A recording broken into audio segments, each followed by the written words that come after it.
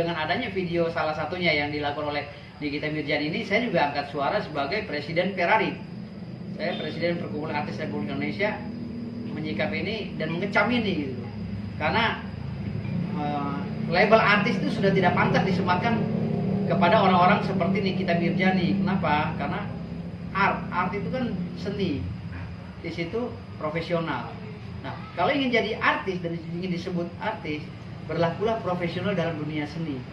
Kalau mencuri-curi konten, ya kan, mencari sensasi di dunia seni dengan tujuan untuk meningkatkan subscribe dan lain-lain, saya rasa harusnya dengan cara yang positif, tidak dengan menghina agama, tidak dengan mencaci maki orang lain di media sosial, karena artis ini kan public figure yang akan ya tindak tanduknya akan diikuti oleh masyarakat. Maka ketika artis ini yang dibilang artis atau public figure ini berbuat tidak baik atau berbuat hal-hal yang negatif, ini akan diikuti juga oleh masyarakat. Gitu. Seperti bicara kasar, bicara tidak disortir. Nah ini saya minta kepada Pak Johnny G. Plate ya sebagai Kemenkominfo, tolong Pak. Ini atensi khusus dari kami Perkumpulan Artis Indonesia. Tolong sortir artis-artis yang seperti ini. Bila perlu beri sanksi sosial atau sanksi administrasi atau mungkin sanksi hukum ya. Artinya di sini saya minta agar Kemenkominfo lebih giat lagi dalam melakukan pengawasan bersama KPI agar tidak terjadi lagi hal-hal seperti ini, penghinaan agama, penghinaan negara yang dilakukan oleh orang-orang yang mengaku artis gitu loh. Sekarang kan jadi artis gampang banget gitu kan, dengan modal kamera, dengan modal akun ya di YouTube-nya gitu kan. Dia mengupload video asal-asalan dengan bahasa-bahasa yang nyeleneh, akhirnya viral, tahu-tahu ngaku dirinya artis. Tidak begitu artis itu. Sementara kami di Ferrari saja, di Perkumpulan Artis Indonesia, harus berdarah-darah, harus dilatih dan dididik. Misalnya artis film harus dilatih, dididik acting. Artis nyanyi harus dilatih vokalnya, artis musik harus dilatih bermain musiknya, baru bisa dijadikan art. Belum tis loh, art doang, seniman, baru disematkan kalimat art atau predikat art. Art itu seni, seniman. Tis itu ya seniman profesional. Itu artinya. Bang, kan di situ durasi videonya dipotong bang, fullnya, dan itu bukan video full, artinya dipotong, ada pemotongan di situ. Dan Nikita Mirzani itu juga di live di Instagram. Abang seperti apa, dan kenapa abang mau besok mengumpulkan masyarakat Bima bang?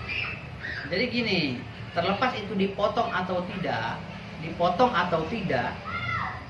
apakah video itu baru atau lama dibuatnya, ini tidak mempengaruhi unsur mens rea. Kalau bicara delik atau bicara hukumnya, mens rea niatan jahat, ya, untuk menghina seseorang atau kelompok. Ini melanggar kesusilaan. Apa itu kesusilaan?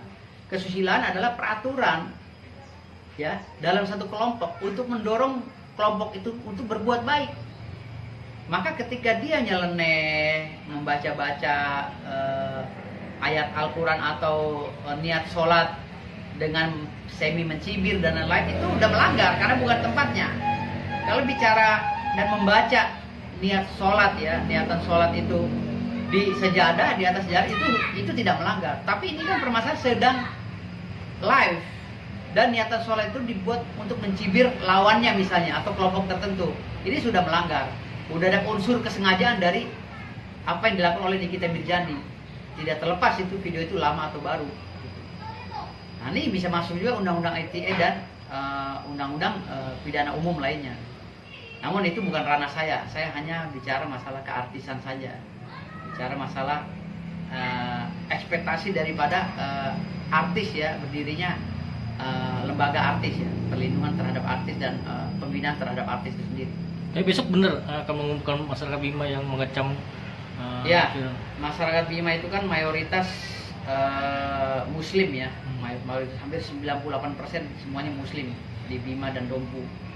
Mereka mungkin kumpul besok itu akan mengecam, mungkin juga mereka akan melaporkan ke pihak kepolisian apabila delik ini masuk, delik aduan ini bisa masuk dan bisa dilaporkan ke pihak kepolisian. Besok Laskar Bima Bersatu akan berkumpul di Jakarta Selatan di markas Laskar Bima Bersatu untuk melakukan konferensi pers, jumpa pers.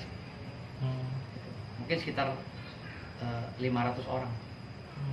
Kalau menurut abang emang ada unsurnya bang untuk apa yang dilakukan Nikita Mirzani itu sudah menghina orang kah atau memang gimana? Kalau menurut kajian saya ya, kajian pribadi saya, ini 50-50, 50-50.